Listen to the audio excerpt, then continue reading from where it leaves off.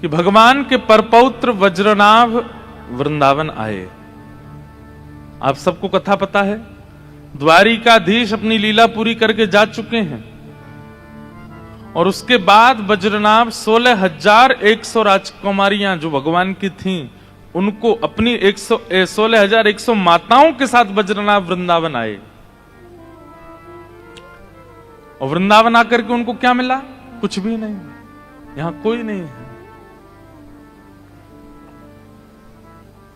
केवल यमुना जी हैं, केवल गिरिराज जी हैं और वृक्षवल्लरी आदि ये सब है और कुछ नहीं है। तब उन्होंने सांडिल्य मुनि का स्मरण किया और भगवान के कुल मोहित्र श्री सांडिल्य मुनि आए, कुल पुरोहित। और सांडिल्य मुनि ने आकर के कहा, सबसे पहली बात बहुत ध्यान से सुनिएगा, जो थे शब्द का प्रयोग तुम कर रहे हो कि इस ब्रज में ठाकुर जी लीला करते थे, अब कहां हैं? ये थे शब्द नहीं है, व्रज में थे शब्द नहीं है, शब्द का प्रयोग करो। ठाकुर जी आज भी लीला कर रहे हैं। अरे वज्रनाभ, ये एकमात्र व्रज ऐसा है जहां प्रत्यक्ष दृष्टि से नहीं देखा जा सकता। प्रत्यक्ष दृष्टि से, मैं कहता हूं कथा में, आप अपनी भौतिक दृष्टि से अगर देखोगे तो आपको गलियां दिखेंगी, रोड दिखेंगी, ट्रैफिक दिखेगा, बंदर दिखेंगे, ब्रजवासी दिखेंगे, भीड़ दिखेगी। लेकिन जब आप प्रेम दृष्टि से देखेंगे तो आपको कुछ और दिखेगा। ये जितने भी आचार्य गए हैं वृंदावन, ये प्रेम दृष्टि जागृत करके गए हैं और इनको उसी भाव में ठाकुर जी दिखाई देते हैं। चाहे वो भक्तिमती मीराबाई हो, मीराबाई अपने मैंने पहली बार मीरा चरित्र भी गांधी धाम में ही कहा था, अभी फिर मीरा चरित्र और विस्तार से कहेंगे सितंबर में चंडीगढ़ में। 7 दिन का मीरा चरित्र है, उसका प्रारंभ हमने गांधी धाम से किया। तो उस विषय में क्या आता है कि मीराबाई वर्षों तक नहीं गई वृंदावन। मीराबाई के जीवन में कई घटनाएं घट गईं। उनका विवाह कर दिया गया, उनके पति जिनसे विवाह हुआ उनकी मृत्यु हो गई, उनके देवर ने खूब प्रताड़ना कर दी, उनके परिवारी जनों ने क्या क्या नहीं किया। उसके बाद वो अपना ससुराल छोड़ के पीहर आ गई। फिर उसके बाद भी बहुत वृंदावन नहीं गई। क्यों? क्योंकि अभी तक प्रेम, जबकि मीराबाई की प्रेम दृष्टि वो तो पहले से ही जागृत थी, लेकिन वो उसमें और प्रगाढ़ता चाहती थी कि मैं वृंदावन जाऊं तो मुझे वहां दोष ना दिखे। और जब प्रेम दृष्टि जागृत हो गई तब मीराबाई वृंदावन को गई।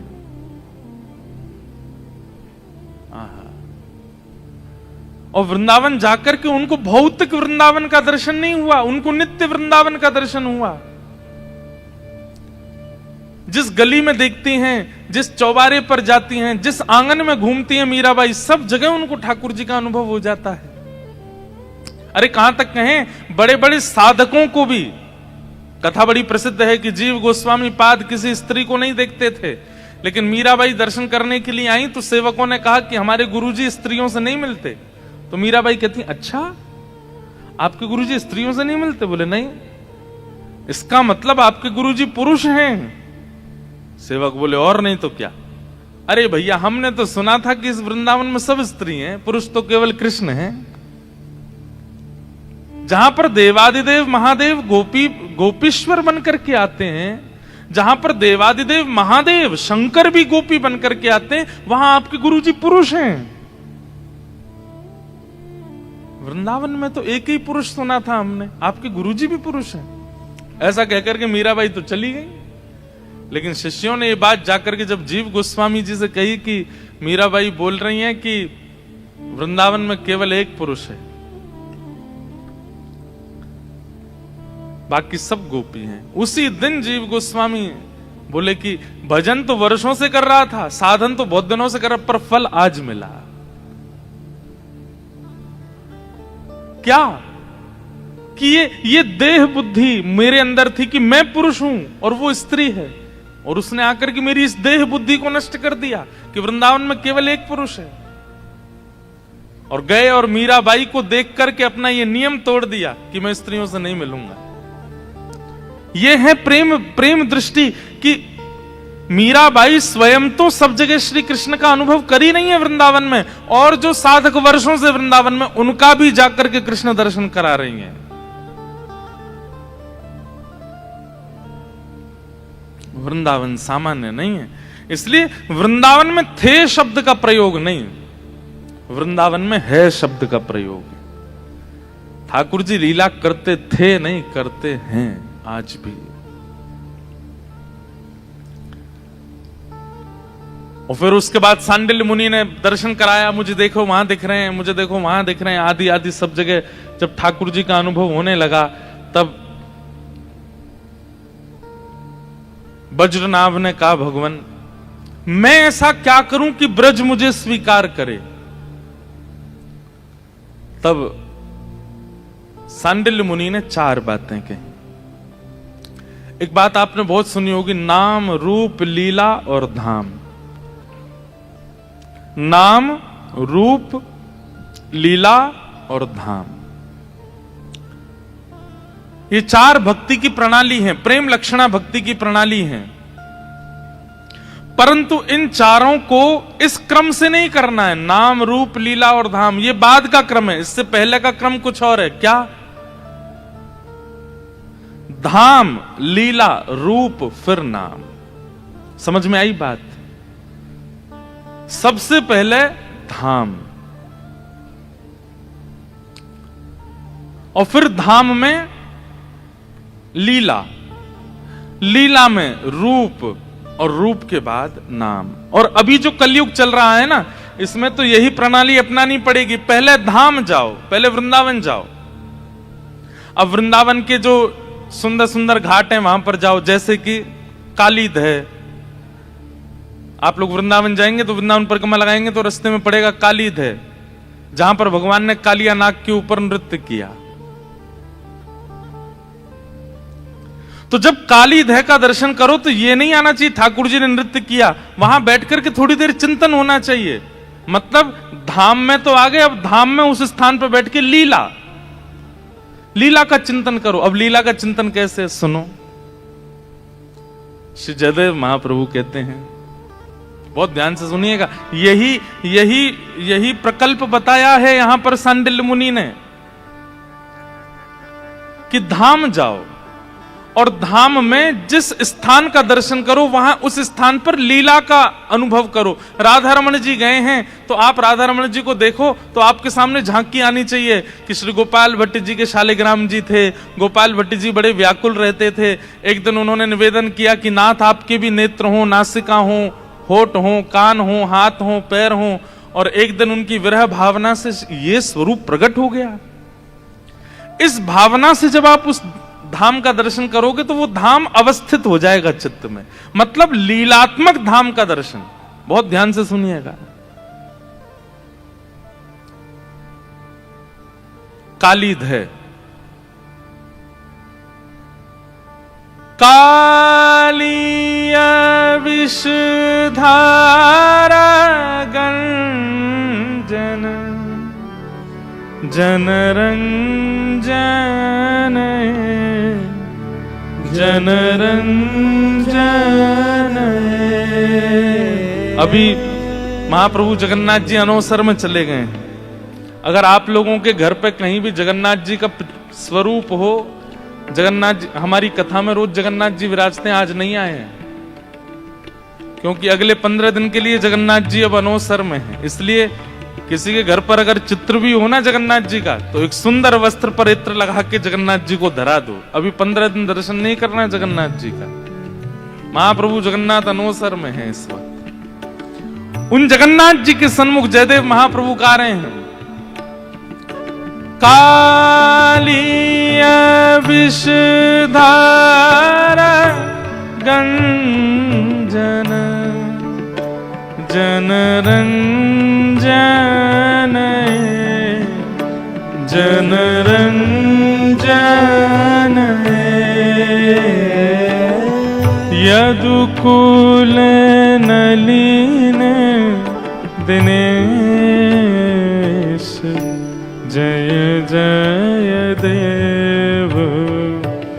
हरे यदुकुल नलिन दिनेश जय जय देव यदुकुल नलिन दिनेश जय जय देव हरे यदुकुल नलिन दिनेश जय जय देव। कितनी अच्छी बात है, बहुत ध्यान से सुनिएगा। धाम जाओ और धाम में जिस स्थान का दर्शन करो वहां की लीला का चिंतन करो। केवल ठाकुर जी का दर्शन करके संतुष्ट मत हो जाओ। अब आप वृंदावन गए, वृंदावन परिक्रमा में काली देह का दर्शन किया, भैया ये काली देह, तो आप ना सोचोगे बोले ठाकुर जी की गेंद गिर गई थी जमुना जी में तो ठाकुर जी कूद गए और कालिया नाग ऊपर आया, उसके फणों पर नृत्य करके ठाकुर जी ने उसको यहां से भगा दिया। अब यहां एक बात आती है, जयदेव महाप्रभु कहते हैं, बोले ठाकुर जी आप एक मुष्टिक प्रहार करते हैं और एक मुष्टिक प्रहार में अघासुर, बकासुर, धेनुकासुर इन सबका आप वध कर देते हैं। पूतना जैसी राक्षसी का आप केवल पयोधर पान करके वध कर देते हैं। अपनी इकन्नी उंगली के नख पर आप गिरिराज जी को धारण कर लेते हैं और इतना आपने नृत्य किया कालिया नाग के ऊपर, फिर भी वो मरा नहीं। क्यों? हमारे मन में कभी नहीं आई ये बात। कितना नृत्य किया। भागवत जी में वर्णन आता है कि चम चम चम चारण धारत, चम चम चम चारण धारत, बिम बिम बिम बिनती करत, बिम बिम बिम बिनती करत, नाग वधू तारी तांडव, गति मुंडन पर तांडव, गति मुंडन पर तांडव, गति मुंडन पर तांडव, गति मुंडन पर निरतत बनवारी तांडव, गति मुंडन पर तांडव। हमारे ब्रज में गाते हैं पद, चम चम चम चरण धरत। ठाकुर जी कैसे चरण धर रहे हैं? बोले कि 108 मुख हैं कालिया नाग के और वो जिस जीव को बाहर निकालता है। अब ठाकुर जी अभी 14वें नंबर वाले सिर के ऊपर हैं और उसने जीव निकाली 80 नंबर वाले की, तो ठाकुर जी सीधे वहां कूदते हैं। जिस जीव को निकालता उसी पर ठाकुर जी का दूसरा छोटे से कन्हैया, इतना विशाल कालिया नाग और इतनी द्रुत गति से ठाकुर जी उसके ऊपर नृत्य कर रहे हैं। और कहते हैं नृत्य करते करते ठाकुर जी ने जो जो जीव उसने निकाली वो जीव पकड़ ली ठाकुर जी ने।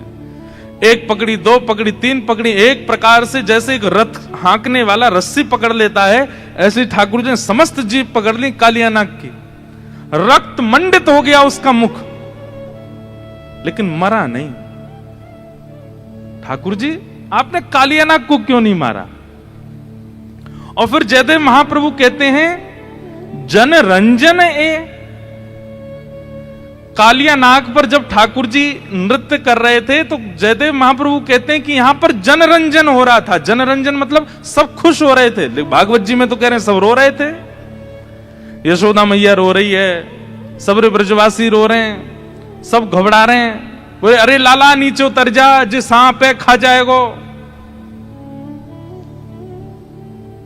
ठाकुर जी मेरे 2 संशय दूर करिए। बोले क्या? बोले पहला संशय तो ये कि कालिया नाग मरा क्यों नहीं इतना नृत्य करने के बाद भी, और दूसरी बात यहां किसका रंजन आप कर रहे थे? आहा। तब जयदेव महाप्रभु कहते हैं, बोले जय जय मेरे मन में एक कथा आई है। ठाकुर जी बोले कौन सी कथा? बोले मेरे मन में ऐसा भाव आया कि कालिया नाग पर नृत्य करने से 2 दिन पहले आप किशोरी जी से निकुंज में मिले थे और वहां आपने किशोरी जी से प्रार्थना करी थी, हे श्यामाजू आप बहुत बढ़िया नृत्य करो, मुंह को भी करनो सिखाए दो। तो किशोरी जी ने आपको 2 दिन पहले नृत्य करना सिखाया था। अब जब नृत्य सिखा देते हैं गुरुजन तो फिर कहते हैं करके दिखाओ। तो आपने कहा, बोले हे श्यामाजू यहां नहीं दिखाऊंगा। बोले तो कब दिखाओ? बोले सुंदर मंच मिलेगा वहां दिखाऊंगा। मंच मिलेंगे, देखने वाले दृष्टा मिलेंगे, तब आपको नृत्य दिखाऊंगा। ठाकुर जी हमें ऐसा लगता है कि कालिया नाग वध नहीं किया आपने। ये कालिया उद्धार लीला जो थी, ये श्री जी को आप नृत्य दिखा रहे थे। आप कंडुक क्रीड़ा करके गए, कालिया नाग के जैसे ही फन खुले तो आपने देखी याते बढ़िया मंच नहीं मिलेगा, ऐसा गुदगुदो मंच है बढ़िया वर्सेटाइल मंच है, सबसे बढ़िया मंच है। तो आप उसके ऊपर चढ़ गए और चढ़ करके आप जब नृत्य कर रहे थे तो सामने खड़े ब्रजवासी तो रो रहे थे, लेकिन पीछे खड़ी हुई श्यामाजू वो आपकी एक एक अदा को देख रही थी। आप हाथ कैसे कर रहे हैं, आप चरण कैसे कर रहे हैं, आप नेत्र कैसे घुमा रहे हैं, आपकी मुस्कान कैसी है। इसलिए जनरंजन है। बोले जन कौन है? ब्रजवासी जन। और उन ब्रजवासी जनों की अधिष्ठात्री किशोरी जी का आप रंजन कर रहे थे। इसलिए आपने कालिया नाग का वध नहीं किया। क्यों? क्योंकि उसके माध्यम से आपने श्री जी को प्रसन्न किया। जगन्नाथ महाप्रभु बोले इतनी गहराई में तुम ही सोच सकते हो जयदेव, और किसी की बस की बात नहीं है। और एक बात कहते हैं, बोले क्या? बोले सत्य कह रहे हो, यही बात है। हम किशोरी जी को नृत्य करके दिखा रहे हैं, इसलिए हमने कालिया नाग का वध नहीं किया। सामने खड़े हुए ब्रजवासी तो माध्यम हैं, पर वो नृत्य तो किशोरी जी के लिए। और भाई कोई राक्षस मिल गया, कोई दैत्य मिल गया, ठाकुर जी नाचेंगे वहां पे? नाचते थोड़ी युद्ध करते हैं, पर कालिया नाग पे नृत्य कर रहे हैं। इसका मतलब क्या है? किशोरी जी को दिखा रहे हैं, किशोरी जी के लिए। अब देखो ये क्या है, लीला हमें केवल इतनी पता है कि ठाकुर जी कालिया नाग के पास गए और उसके ऊपर कूद करके ठाकुर जी ने उसको भगा दिया। लेकिन अब इस लीला का विस्तार जयदेव महाप्रभु ने कर दिया। बोले असली बात तो ये है। ये कैसे हुआ? धाम जाओ और धाम में जिस स्थान पर बैठो वहां की जितनी आपको कथा पता है उतनी कथा चित्त में विराजमान करके अब उस लीला का चिंतन करो। और चिंतन करते हुए जब आप अनुसंधान करेंगे और चिंतन करेंगे तो क्या होगा? वो लीला जितनी पता है उससे अधिक आपको अनुभव होने लग जाएगी। तो धाम, लीला, और फिर धाम और लीला के दोनों के संबंध से तीसरा क्या प्राप्त होगा? बोले रूप, ठाकुर जी का रूप। तीनों प्राप्त हो जाएंगे। वज्रनाभ तुम्हारे लिए अब यही उपदेश है क्या कि तुम जाओ और ब्रजमंडल में मैं तुम्हें बताऊंगा कहां राधा कुंड है, कहां कृष्ण कुंड है, कहां ठाकुर जी की खिरक है, कहां नंदगांव है, कहां बरसाना है, कहां कोकिलावन है, कहां वंशीवट है, कहां केसी घाट है। ये सब मैं तुम्हें बताऊंगा। तुम बस उन जगह पर जाना और जाकर के सुंदर भगवान की लीला कथामृत चिंतन करके उस स्थान का उद्धार, उस स्थान का पुनरावृत्ति करना, उसका पुनः खोज करना। धाम, लीला, इन दोनों का तुम चिंतन करना, तुम्हारे मानसी में रूप दिखने लगेगा। फिर तुम नहीं कहोगे कि इस ब्रज में कोई नहीं है, तुमको जहां देखोगे वहां लीलाओं का अनुभव होने लग जाएगा। अब वज्रनाभ के पास तो एक बाधा थी क्या कि वज्रनाभ के लिए व्रज प्रकट नहीं है, उसको सांडिल्य मुनि से आज्ञा लेकर के जाना है और जाकर के फिर अनुभव करना है। पर हमारे लिए तो व्रज प्रकट है। हमें पता है राधा कुंड कहां है, हमें पता है कृष्ण कुंड कहां है, हमें पता है केसी घाट कहां है, हमें पता है वंशीवट कहां है, हमें पता है सेवा कुंज कहां है, पर वज्रनाभ को नहीं पता। तो सांडिल्य मुनि बैठ करके उसको कथा सुना रहे हैं और कथा सुनाते हुए फिर उसको सब बता रहे हैं। वहां केसी घाट है, वहां पर वंशीवट है, उधर कृष्ण कुंड है, उधर श्याम कुंड है, इधर ये स्थान है, इधर ये स्थान, यहां पे ये लीला हुई, यहां पे ये लीला हुई। सीधी बात, भगवान का अनुभव करना है, भगवान की लीला को प्रेम दृष्टि से देखना है, तो उसके लिए सबसे पहले धाम और धाम में जाकर के लीला का स्मरण करना पड़ेगा।